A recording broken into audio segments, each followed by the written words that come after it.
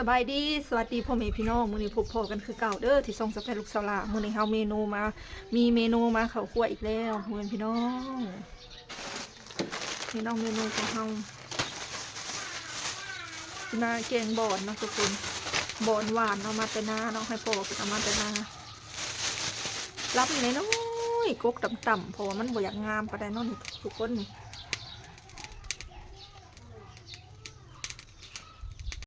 มาทุกคนเดี๋ยวเราสิมาแกงบอนเนาะตอนนี้ก็สิเข้า2 โมงแล้วกับบ่ทันได้กินข้าวเที่ยงเอื้อยเพิ่นก็ท่าเฮ็ดข้าวอยู่เนาะเดี๋ยวเราสิมาเผาแกงกันเลยเนาะทุกคนบ่ลายยายห่างเนาะเราสิมาแกงใส่น้ำยานางที่เขาอีตู้เนาะทุกคนล้ำน้อยๆเนาะ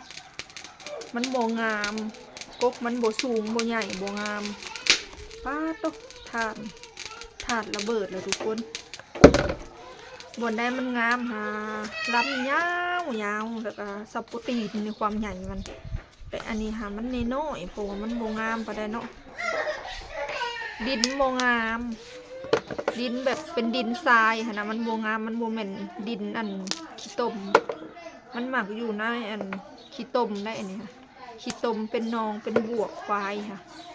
คันแบบนั่นแหละดินดำๆแบบนั่นแหละมันสีงามเนาะทุกคนมันสีใหญ่สีสูงแต่อันนี้น้อยๆต่ำๆเนาะบอนหวานเนาะทุกคนเนี่ยเขาก็จะมาบิดใส่กระซามกันเลยเนาะเผ็ดเป็นถอนน้อยๆพอดีครับแบบนี้กับบ่ค่อยงามปานใดเนาะทุกคนน้อยๆสั้นๆเนาะแต่มันโมมีมันอึดเขาก็จะมาแกงกันเลยเนาะ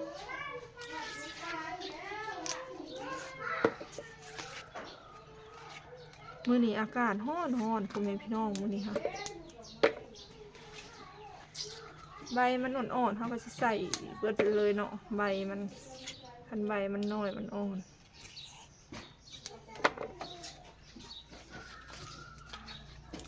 มื้อนี้อากาศร้อนเนาะสีร้อนมื้อนี้นะประมาณ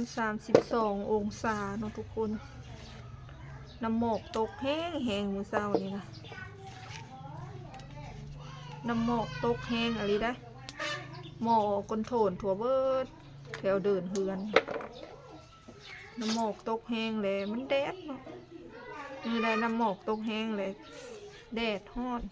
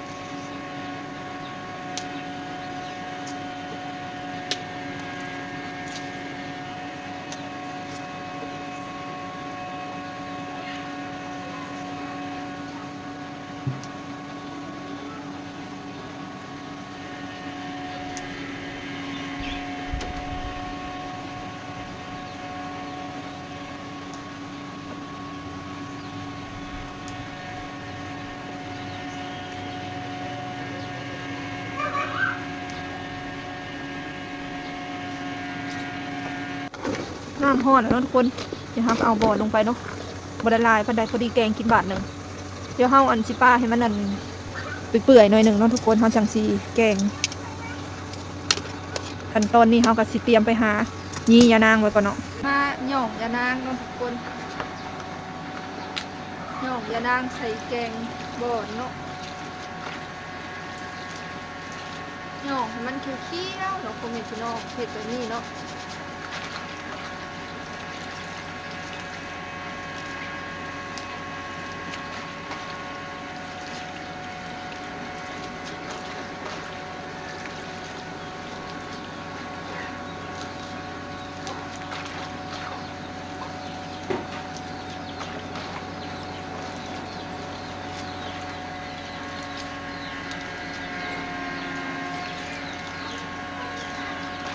ทุกคนเฮาก็สิมาแกงกันเลยเนาะตอนนี้เฮาหยินน้ำอันต้มบอนออกแล้วเนาะเฮาก็มากรองน้ำยานางลงไปโอ้น้ำยานางอยากลายเนาะทุกคน นี่ส่วนที่เหลือเป็นตาเสียดายเนาะเพราะว่าบอลมันน้อยหนึ่งมาพริกเขาเบื่อเนาะทุกคนน้ำยานางเหลือเนาะใส่น้ำน้อยเดียวน้ำยานางแต่ว่าก็ยังเหลือคือเก่าเพราะว่าบอลมันบละลายปันใดมันมีแต่อันน้อยๆมันเลยบละลาย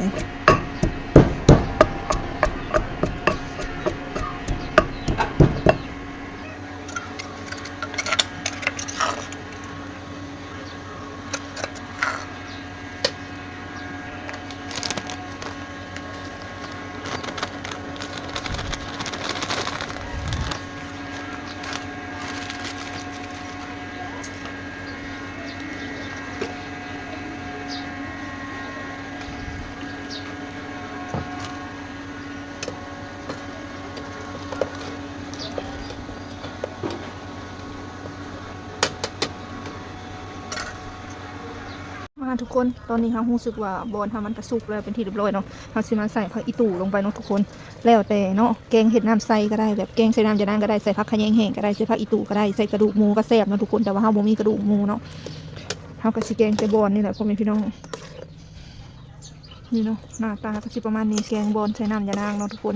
มาเด้อมากินแกงบอลนำกันเด้อใส่น้ำยานางเคี่ยวๆแบบนี้เลยเนาะสิได้แต่บ่มีกระดูกหมูบ่มีกระดูกหมูให้ใส่เนาะทุกคนเดี๋ยวเราสิมาตักกันเลยเนาะทุกคน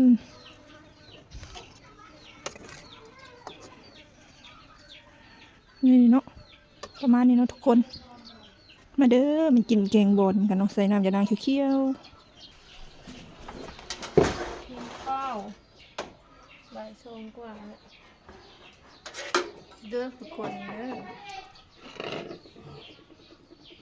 มาเด้อเพียนเพื่อจะเห็นมาต่อเพื่อให้ใส่น้ำจะคายเลยเนาะจะน้ำมันรอดต้มหม้อพดเงียนน้ำแกงไปชมที่นั่นข้าวใส่หมุดแดงเนี่ยเนาะพี่ครับบอลน้อยหนึ่งใส่หมุดแดงใส่หัวขาวหอมบอลใหญ่เป็นบอลน้ำใหญ่ๆเนาะ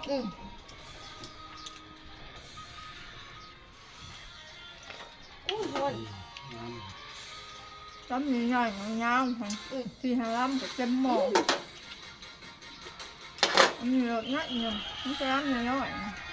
อ้าวชมนะกระเดี่ยวรวมกระเดี่ยวล่า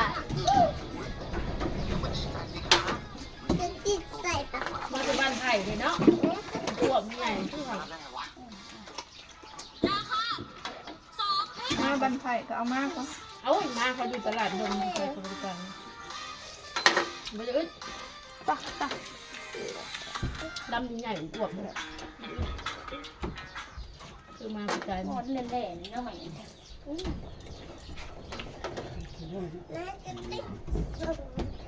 ันปลูกบนงามหาใหญ่กว่านี้แล้วก้นน้องเขาได้ชายหันงานมันมีสีฝุ่นสีพินมาปลูกมึงดูหลังห้องน้ำจังหวะน้ำแห้งน้ำหมดได้ไรไม่ใช่ล้างห้องน้ำเลยหนัดพักยังจะแยงอยู่เนาะโอ้ยนั่นยังก็เพียงแอลใช่นี่เลยเอาหุงด้วยน้ำเก่าเด้นะมันรูปเด้นี่มันโนนน้ำอยู่รอบอันนี้ก็ได้มันมีฝุ่นเก่าใครจะอยู่ในหันอยู่รอบขยายไว้เนาะตัวหัวมันเป็นตะกินเลยเอามันยิบมึงดูในรังมึงเอาใส่หมุดแดงใส่หัวขามหอมโอ้แดงลายบอลใหญ่เขาหวานใช่ได้ลำใหญ่โอ้โหเพราะมันตกพื้นมันถูกกระต่าง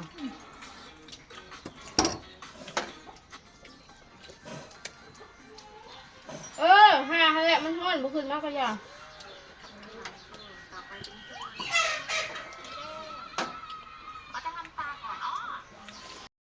โอ โอเคเน้องผมเห็นพี่น้องสำหรับคลิปนี้ขอจบเอาไว้สำหรับก็เด้อคลิปหน้าพบกันใหม่ครับผมเห็นพี่น้องฝากบนโฆษณาและก็ฝากกดติดตามนะเนาะคลิปหน้าพบกันใหม่จ้าคลิปนี้ก็บ่มีหยังหลายเด้อมาแกงบอนกินข้าวเที่ยงเนาะทุกคนบอนก็บ่ได้หลายก็ได้น้อยนึงเนาะทุกคนคลิปหน้าพบกันใหม่สบายดี